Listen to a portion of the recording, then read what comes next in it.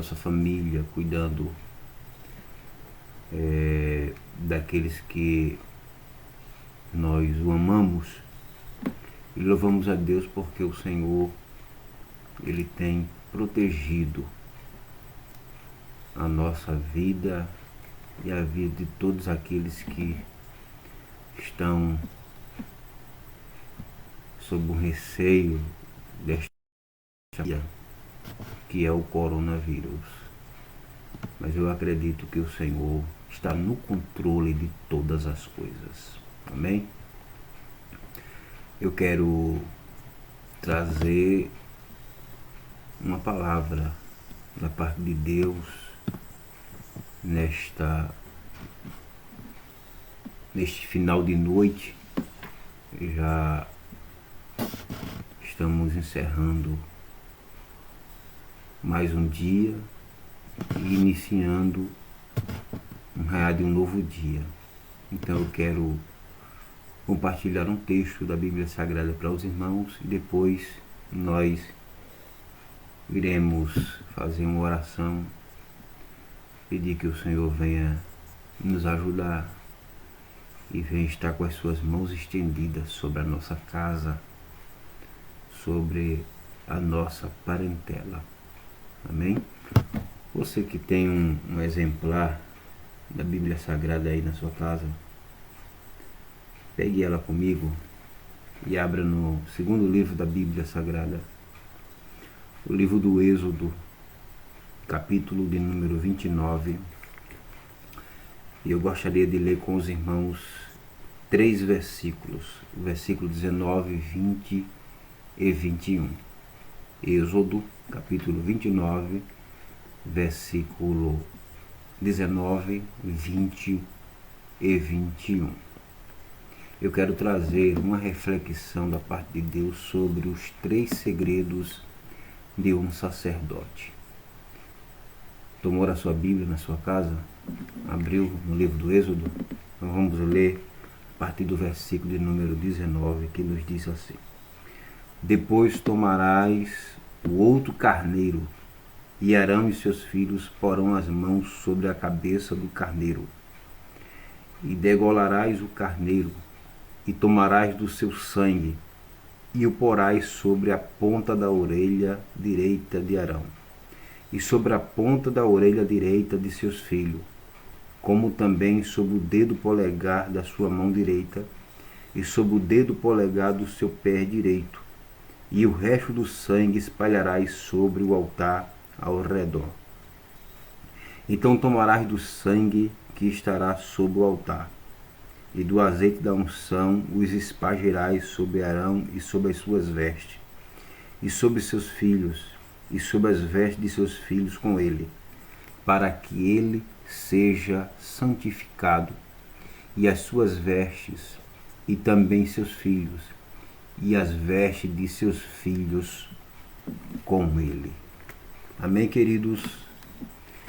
Que Deus continue aplicando a sua palavra aos nossos corações na noite deste dia. Meus amados e queridos irmãos, eu quero, como eu já falei anteriormente, falar sobre os 3 segredos de um sacerdote. Mas para nós entendermos quais são e quais foram os 3 segredos de um sacerdote, é preciso a gente entender a função sacerdotal do mesmo. O sacerdote, ele era, além de um intercessor do povo, ele tinha um ofício exclusivo para os da tribo de Levi. Por mais desejo que alguém tivesse em querer assumir o ofício de um sacerdote, isso não seria possível. Por quê? Porque esta prerrogativa era unicamente e exclusivamente para os que pertenciam à tribo de Levi. Sendo exclusivamente da descendência de Arão, Moisés, como legislador e profeta, ele foi orientado por Deus Entenda muito bem esta colocação que eu quero frisar na noite deste dia. Moisés, como legislador e profeta, foi orientado por Deus a consagrar os sacerdotes para servirem ao Senhor de forma organizada. Quais são as formas organizadas que o Senhor queria que ele servisse no seu ofício de sacerdote? Eles deveriam servir ao Senhor de uma forma reverente, de uma forma de santidade, com pudor, para agradar o Senhor em tudo que eles estavam fazendo. E a maneira como Deus havia ordenado Moisés para a consagração do sacerdote é impressionante de forma inusitada. Porque é importante nós observarmos que dois elementos não poderiam faltar na consagração desse sacerdote. Não deveria faltar sangue e não deveria faltar azeite. Observe a ordem. Primeiro, sangue. Segundo, azeite. O sangue, a gente sabemos como cristão, ele servia para purificar. E o azeite servia para consagrar.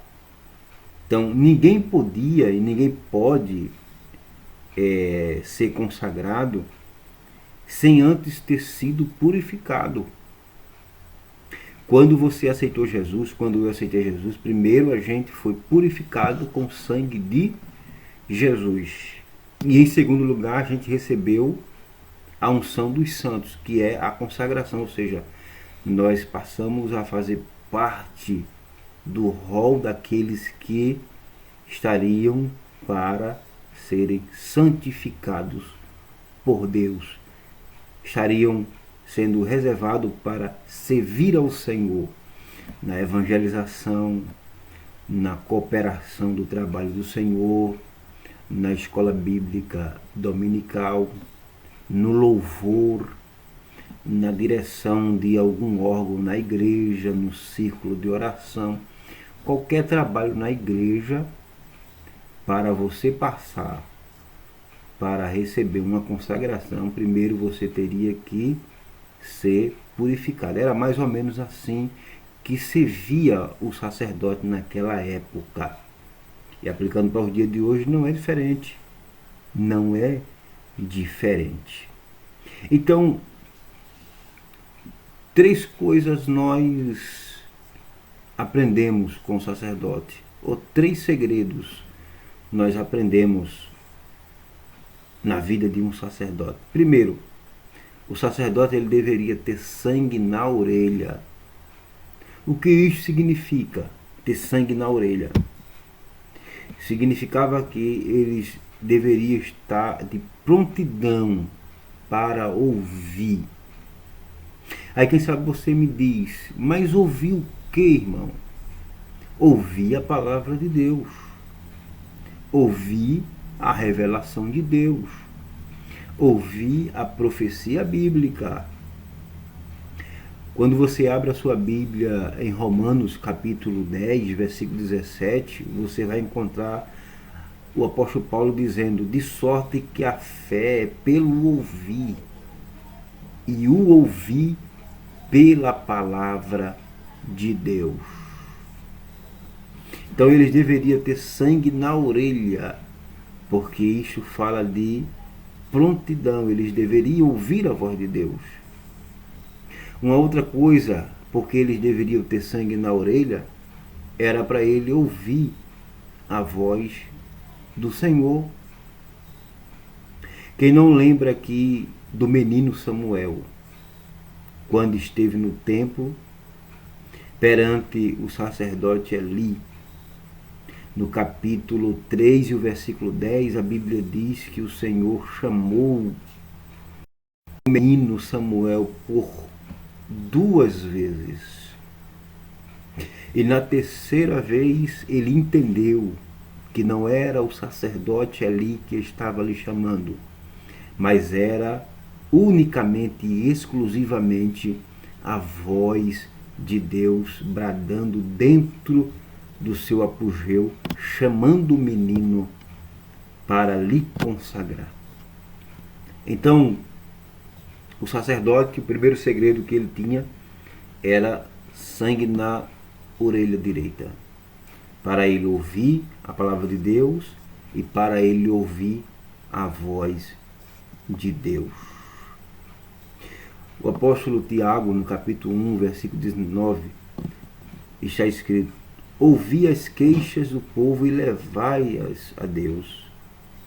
Sabei isto, meus amados irmãos, todo homem seja pronto para ouvir, tardio para falar, tardio para se irar, tardio para fazer qualquer coisa. Irmãos, alguém com coração irado, alguém com a mente perturbada, alguém com um coração doído, se for fazer qualquer coisa naquele exato momento, vai se prejudicar, vai quebrar a cara, não vai dar certo. Então nós temos que primeiro parar, pensar e não resolver naquela mesma hora, mas deixar a poeira baixar, como diz o nordestino, e resolver no dia seguinte, porque a gente vai estar com a cabeça fria e vai pedir conselho a Deus pela sua palavra, e a gente vamos ter êxito naquilo que a gente vamos fazer como sacerdotes na presença do Senhor.